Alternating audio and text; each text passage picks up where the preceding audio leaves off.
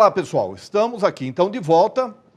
Nós vamos falar agora com o Eduardo do plástico verde. O plástico verde é esse que você está vendo aí na tela, que está sendo filmado na própria empresa, na Cartaplast, onde é feito a sacola verde, o plástico verde.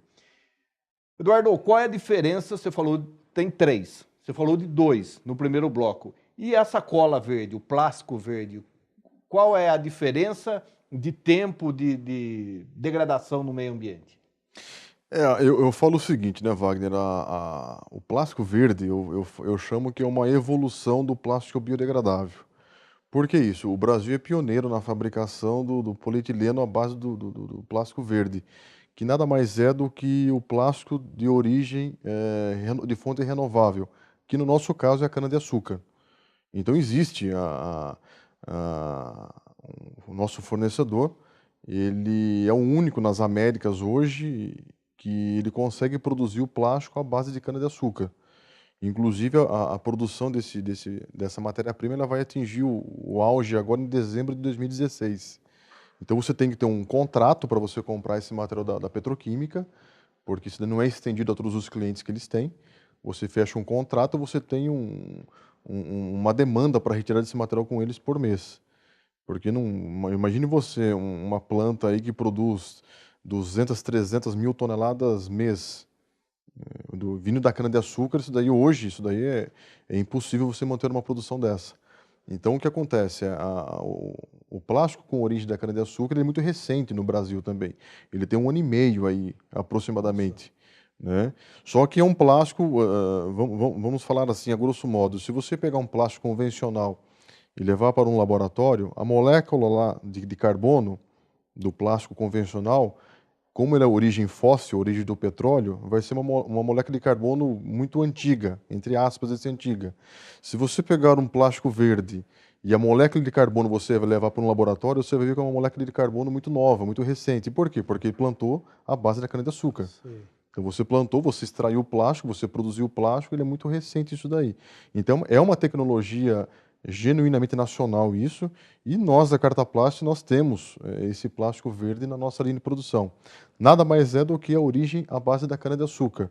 Porém, ela tem uma característica bastante interessante. Quando você produz esse plástico, nós produzimos aqui na nossa planta em Avaré, esse plástico à base de cana-de-açúcar, você começa a retirar o gás carbônico da atmosfera. Então, imagine você, centenas de empresas produzindo plástico verde em sua operação. Sim. Você começa a retirar esse gás carbônico da atmosfera. Esse é um dos grandes diferenciais do plástico verde na empresa que tem na sua linha de produção. E o tempo também que fica no meio ambiente é menor do que os outros? Não, o tempo para ele se decompor é igual, 100 a 150 anos ali. Eu posso deixar esse plástico verde biodegradável. Biodegradável. Ah, juntar a fome com a vontade de comer. Exatamente, para Daí nenhum fecha. ambientalista É, ninguém vai reclamar. reclamar daí. Para nenhum Pô, ambientalista interessante, hein? reclamar. Né? Então, assim, o biodegradável, eu não deixo vestígios na natureza se ele for descartado incorretamente. O plástico verde, eu deixo de extrair o plástico à base do petróleo e passo a extrair o plástico à base da cana-de-açúcar. Então, eu Mas, tenho, Eduardo, não está caminhando para juntar essas duas coisas aí? O plástico verde de com o repente, biodegradável? nos próximos anos, de repente, até a petroquímica né, deve ser um projeto. A gente desconhece isso porque é até um segredo, né, que existe aí, mas como tudo se evolui muito rápido, Sim. né, nesse segmento, e até porque existe uma preocupação muito grande com isso daí, então, de repente, nos próximos anos, nós podemos ter uma novidade no mercado, né, de um plástico verde com o biodegradável já na sua produção. Né? E isso daí é bastante interessante, Wagner, porque nós temos aí o Plano Nacional dos Resíduos Sólidos, né, que é uma lei federal que era para ter sido aplicada lá em 2013 já. Né, e até hoje nós podemos contar nos dedos as cidades que aderiram a essa lei federal, que nada mais é do que as cidades acima de 51 mil habitantes, elas têm que ter um aterro sanitário e esse aterro sanitário tem que ser tratado. né? Coisa que, infelizmente, nós não temos aqui e na maioria das cidades que nós conhecemos Não tem. não tem isso daí. Então, de repente, esse plástico biodegradável, junto com o plástico verde, é uma possível solução Sim. para para esse descarte incorreto de materiais, para esse problema do lixo que tem que ser tratado urgentemente, né? Que o lixo ele gera riquezas. Aqui em Avaré, no começo do ano agora, eu trouxe dois especialistas. Nós tivemos uma audiência na Câmara. Infelizmente, poucos vereadores participaram dessa audiência, mas quem participou foram os formadores de opinião, foram empresários interessados nessa colocação no lixo, porque o lixo ele gera riqueza. Você consegue extrair muito material do lixo. Eu vou dar um exemplo para você lá em Interlagos em 2012, 2013, 2012 foi isso daí.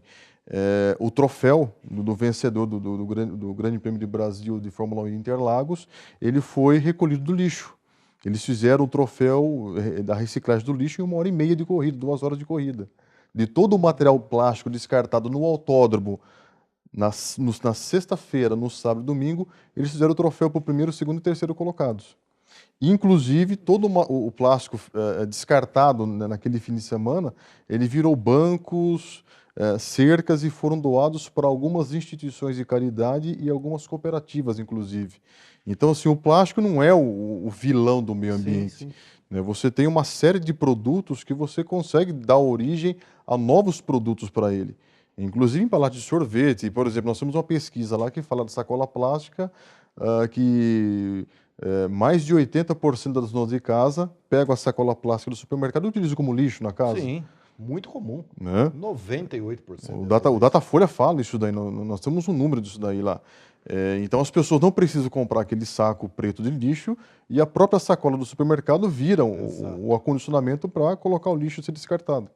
Esse material, a matéria-prima você compra, vem de fora, daí traduzindo.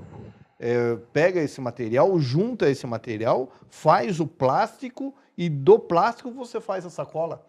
Vocês estão vendo uma imagem dessa máquina que pela imagem vocês estão vendo o granulado entrando na máquina, que é um processo totalmente automatizado, não tem mão de obra nenhuma nesse processo.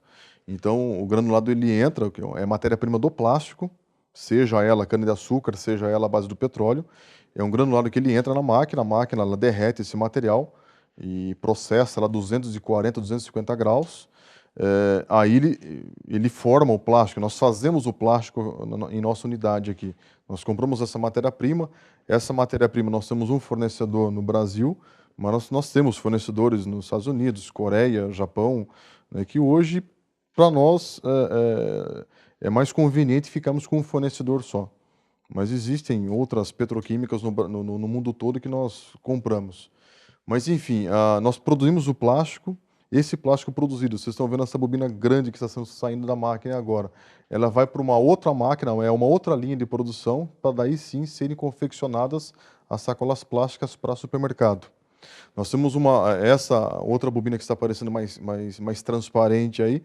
Essa bobina vai para uma outra linha de produção, onde serão fabricados os sacos plásticos para supermercados. Aquele material que você disse no início do programa que fica lá nas gôndolas para colocar fruta, verdura, Sim.